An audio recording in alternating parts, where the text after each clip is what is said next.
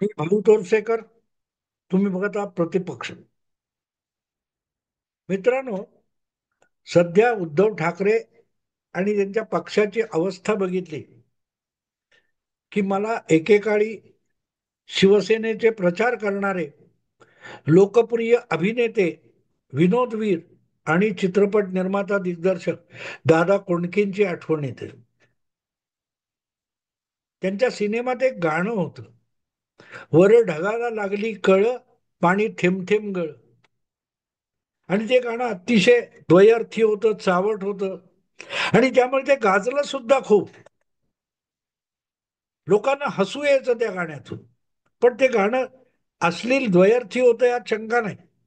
पण आज दुर्दैवाने बाळासाहेबांचे सुपुत्र असलेले उद्धव ठाकरे यांच्या नेतृत्वाखाली शिवसेनेचा जो छोटासा गट उरलेला आहे, त्या गटाची अवस्था नेमकी दादा कोंडकेंच्या चित्रपटातल्या त्या गाण्यासारखी झाली आहे. कुठे कुणाला लागली कळ, जो शिवबंधन बांधे तो शिंदेकडे पळ, असं म्हणायची वेळ आलेली आहे. एकामागून एक ज्यांना उद्धव ठाकरे हातात शिवबंधन बांधून निष्ठावंत ठरवत होते, असे अनेक जण एकामागून एक हातातलं शिवबंधन तोडून शिंदेकडे जात आहेत, ज्याला उद्धव ठाकरे गद्दार म्हणतात.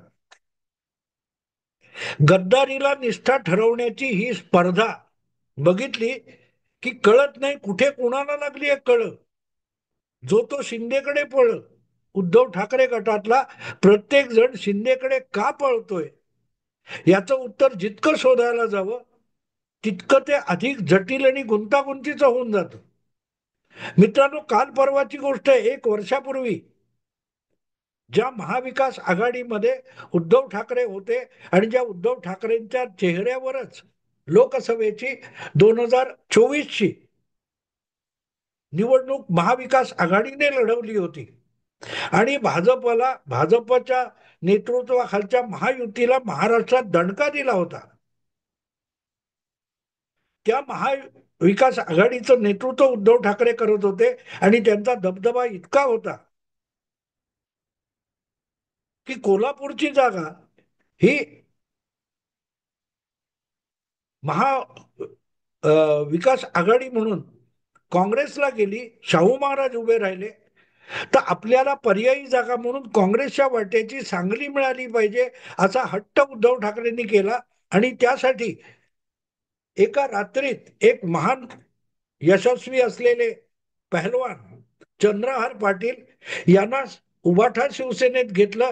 त्यांच्या हाताला शिवबंधन बांधलं आणि शिवबंधन बांधलं की कोणी निष्ठावान होतो. उद्या रस्त्यावरच्या एखाद्या गाढवाला सुद्धा उद्धव ठाकरे शिवबंधन बांधतील आणि तो एका दिवसात निष्ठावान होईल.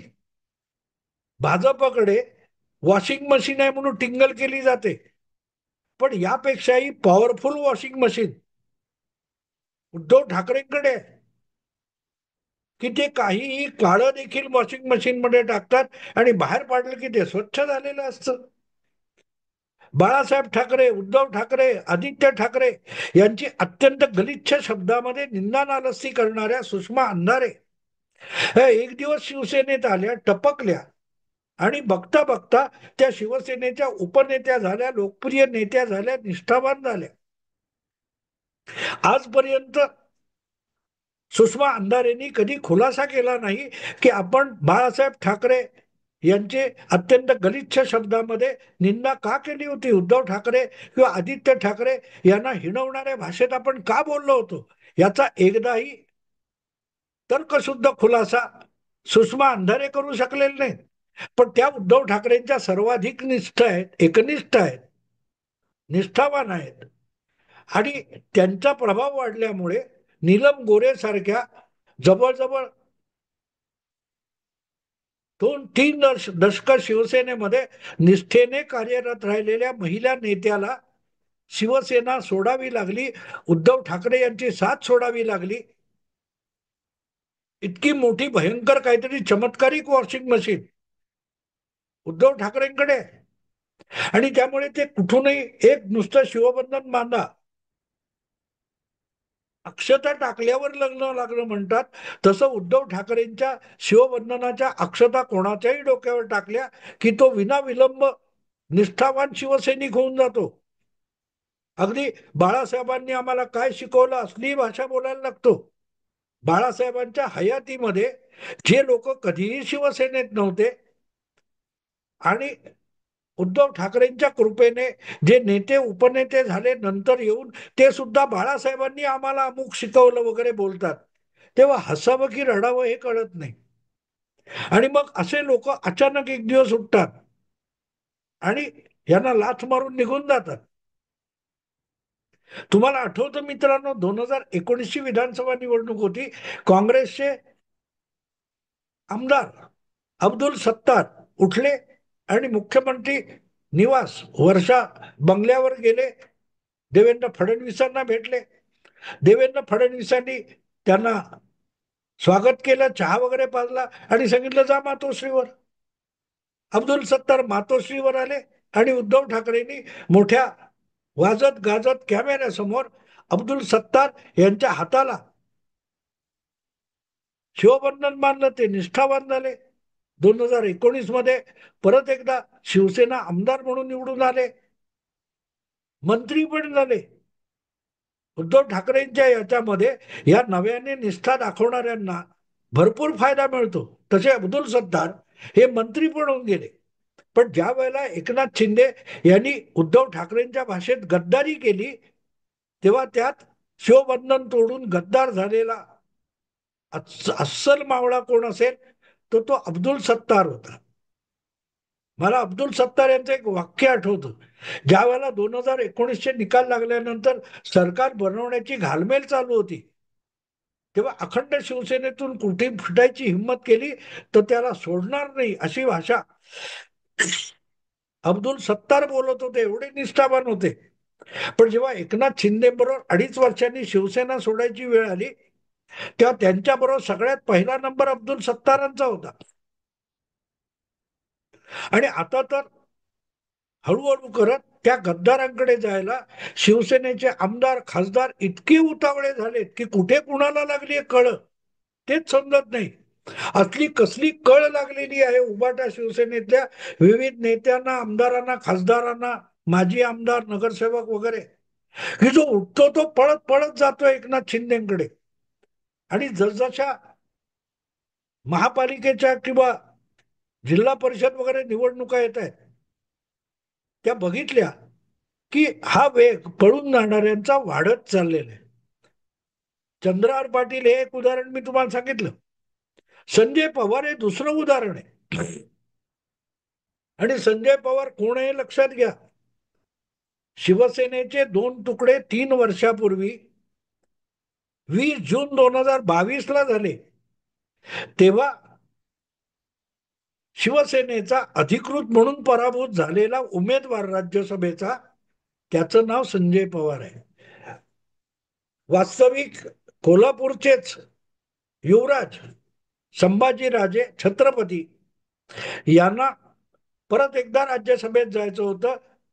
देवेंद्र फडणवीसांनी त्यांना एकदा राष्ट्रपतींनी नेमलेले राज्यसभा खासदार म्हणून संधी दिली होती.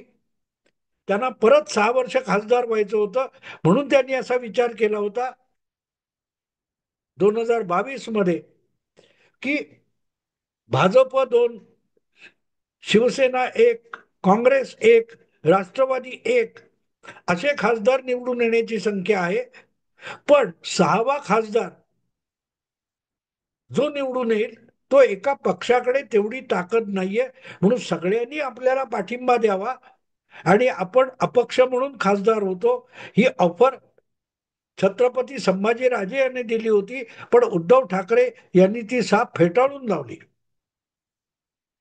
उद्धव ठाकरेंनी त्यांना अट घातली की मातोश्रीवर या आणि किंवा वर्षा बंगल्यावर या, तुमच्या हाताला शिवबंधन मानतो, शिवसैनिक व्हा आणि शिवसेनेची उमेदवारी तुम्हाला देतो. पण छत्रपती संभाजीराजे यांनी ती ऑफर नाकारली आणि त्यामुळे भाजपने तिसरा उमेदवार उभा केला. जेवढी भाजपची क्षमता नव्हती तो सुद्धा कोल्हापूरचा होता.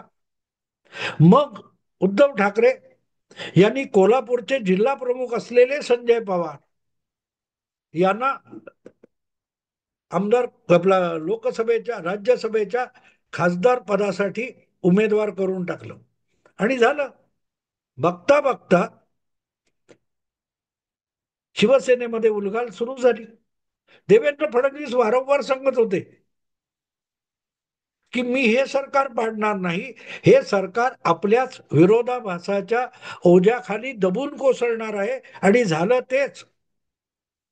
मला आठवतं 17-18 जून 2022ला देवेंद्र फडणवीसांनी ज्या वेळेला मंडलिक यांना उमेदवारी दिली भाजपतर्फे, तेव्हा त्यांनी साफ साफ सांगितलं की महाविकास आघाडीच्या आमदारांनाच आपल्या सरकारला आणि नेत्यांना धडा शिकवायचा आहे, म्हणून भाजपने तिसरा उमेदवार उभा केलाय ज्याचं नाव संजय मंडलिक होतं. आणि संजय मंडलिक हे अखेरीस निवडून आले, पण त्यामध्ये पराभव झाला. तो शिवसेनेच्या उबाठा शिवसेनेच्या, आता उबाठा शिवसेना आहे तेव्हा अखंड शिवसेना असलेल्या संजय पवारांचा झाला. दोन संजय उभे होते, एक संजय राऊत आणि दुसरे संजय पवार. त्यामध्ये संजय राऊत निसटले आणि संजय पवार पराभूत झाले. पण ते खुश होते. आपल्याला पक्षाच्या नेतृत्वाने, पक्षप्रमुखाने एवढी मोठी संधी दिली म्हणून संजय पवार खुश होते. आज तेच संजय पवार शिवसेना पक्षाचा राजीनामा देऊन निघालेत. शिंदेकडे गेले तसं मी म्हणणार नाही, कारण मी जे ऐकले त्यामध्ये त्यांनी आपल्या जिल्हा प्रमुख पदाचा किंवा शिवसेना या पक्षाचा राजीनामा दिलाय. पण कुठेतरी विचार केला पाहिजे. आणि त्यांनी जाहीर पत्रकार परिषद घेऊन आपलं दुखणं जाहीरपणे सांगितलेलं आहे की पक्षात आपल्या कामाची कदर होत नाही.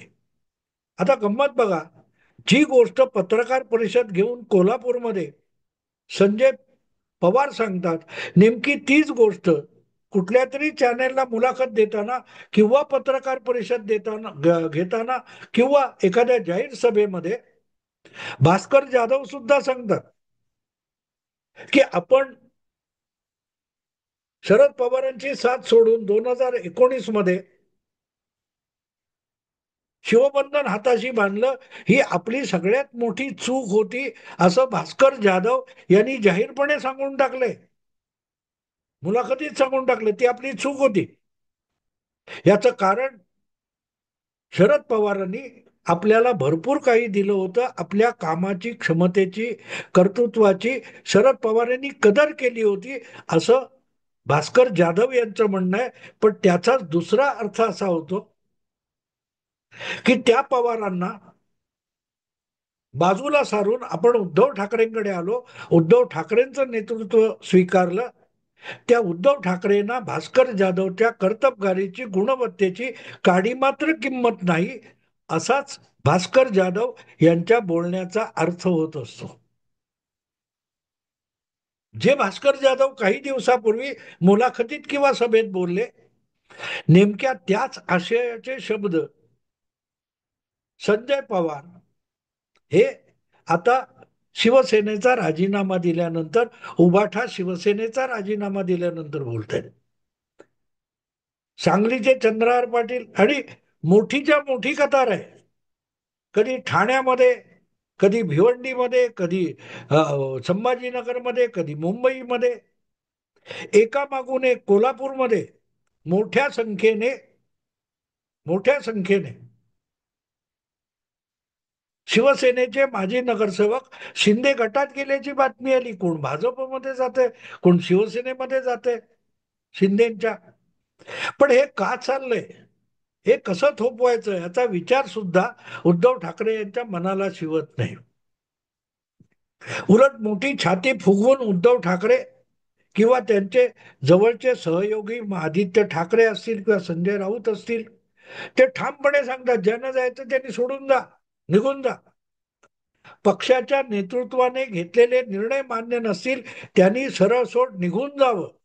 किंबहुना मला वाटते सुर्वे नावाचे कोणतरी शिवसैनिक आहेत संजय पवार यांच्या बरोबरचे, त्यांनी तर पत्रकारांशी बोलताना साफ सांगून टाकलं की आदित्य ठाकरेंनी जी अपमानास्पद भाषा वापरली त्यामुळेच आम्हाला शिवसेना सोडायला लागते, अशी अपमानास्पद कुठची भाषा आदित्य ठाकरेंनी वापरली. तर आदित्य ठाकरे काहीतरी असं म्हणाले की ज्यांना पक्षामध्ये किंवा कोल्हापूरच्या संघटनेमध्ये केलेले बदल आणि नव्या नेमणुका मान्य नसतील त्यांनी शिवसेना, उभाठा किंवा पक्ष सोडून निघून जायला हरकत नाही. म्हणजे पक्षात कार्यरत राहायचं तर निमूटपणे कमरेत लाथ घातली तरी उपकार झाले म्हणता आलं पाहिजे. नाही म्हणता आलं तर तुम्ही निष्ठावान नाही, तुम्ही दळभद्री आहात, तुम्ही चालते व्हा, तुमच्यासारखे लोक आम्हाला पक्षात नकोत, हेच आदित्य ठाकरे यांनी एक प्रकारे सौम्य शब्दात सांगितलेले. आणि ते सौम्य शब्द सुद्धा सुर्वे किंवा तत्सम काही शिवसैनिकांना पचले नसतील, दुखावणारे ठरले असतील, तर आपल्या पक्षाला गळती का लागली आहे याचा विचार करण्याची वेळ आलेली आहे. नव्हे ती वेळ कधीच येऊन गेलेली आहे. रोजच्या रोज टिकलेले राहिलेले किती अपमान सहन करून, बाळासाहेबांच्या आठवणीसाठी अपमान सहन करून उभाटा शिवसेनेत असलेले अनेक लोक आपण खरंच इथे राहिलं पाहिजे का असा विचार करायला लागले. आपण ज्या बाळासाहेबांच्या आठवणीने आणि बाळासाहेबांवरच्या प्रेमामुळे उभाठा शिवसेनेत आहोत, त्या उभाठा शिवसेनेच्या नेतृत्वाला, पक्ष प्रमुखाला किंवा बाळासाहेबांच्या जन्मदात्या वारसांना, बाळासाहेबांच्या त्या आस्था, आपुलकी आणि शिवसेनेविषयी प्रेमाचा मागमूस तरी उद्धव किंवा आदित्य यांच्याकडे आहे का असा विचार हळूहळू उभाटा शिवसेनेतल्या अनेकांच्या मनात रुजतोय. तुम्ही शांतपणे ते लीलाधर हेगडे असतील, सुभाष देसाई असतील किंवा दिवाकर रावते असतील, असे जे त्या स्टेजवर बसलेले दिसतात त्यांच्या चेहऱ्याकडे बघा. त्यांचे निराश, हताश, दुःखी चेहरे बघितले की कळतं. त्यांचा चेहरा सांगतो ही बाळासाहेबांची शिवसेना नाहीये. बाळासाहेबांची शिवसेना म्हणजे उत्साह होता, उन्मेष होता, काहीतरी करून दाखवण्याची अनिवार्य इच्छा म्हणजे बाळासाहेबांची शिवसेना आणि शिवसैनिक होता. त्याचा माजमूस राहिलेला नाही. आज सतत काहीतरी नाहीये त्याची तक्रार, माझं चोरलं म्हणून रडत राहण्याची एक रडगाण्याची गर्दी या पलीकडे उभाटा शिवसेनेत काही उरलेलं नाही. आणि म्हणून शेवटचा अपमान होण्याची प्रतीक्षा करत, शेवटची लात कमरेत बसायची वाट बघत अनेक जण उभाटा शिवसेनेमध्ये प्रतीक्षा करत बसलेत की कुठे कधी मला कळ येते आणि मी पळ काढतो आणि एकनाथ शिंदेकडे जातो. आणि म्हणून मला दादा कोंडके आठवले की कुठे कुणाला लागली कळ तो शिंदेकडे पळ. एक असतं की पर्यायी शरद पवारांची काँग्रेस आणि ओरिजिनल काँग्रेस यातले नेते कधी इकडचे तिकडे जातात, तिकडचे इकडे येतात, त्यांना फरक पडत नाही, एकाच संस्कृतीचे असतात. अमर काळे नावाचा विदर्भातला कोणतरी काँग्रेसचा आमदार गेल्या लोकसभा निवडणुकीपूर्वी पवारांकडे आला आणि मला वाटते वर्ध्यातून लोकसभेचा खासदार सुद्धा झाला. आज शिवसेनेची जी दोन तुकडे पडलेले आहेत त्याच्यामध्ये ओरिजिनल नाव आणि निशाणी एकनाथ शिंदेकडे आहे. आणि जी बाळासाहेबांची हिंदुत्वाची परंपरा होती त्यावर अडून ठाम राहण्याची क्षमता जर एकनाथ शिंदे यांनी दाखवलेली असेल आणि ते एकनाथ शिंदे परत परत मला हलक्यात घेऊ नका असे इशारे देत असतील तर मग उद्धव ठाकरे यांनी फेरविचार करणं अगत्याचं असतं. पण दुर्दैव असं आहे की विचार नाही करणार, रोज नुसते बकवास करत बसणार, रोज टोमणेबाजी करणार, यातच उद्धव ठाकरे आणि त्यांचे सगळे उरले सुरले सवंगडी रममाण झाले.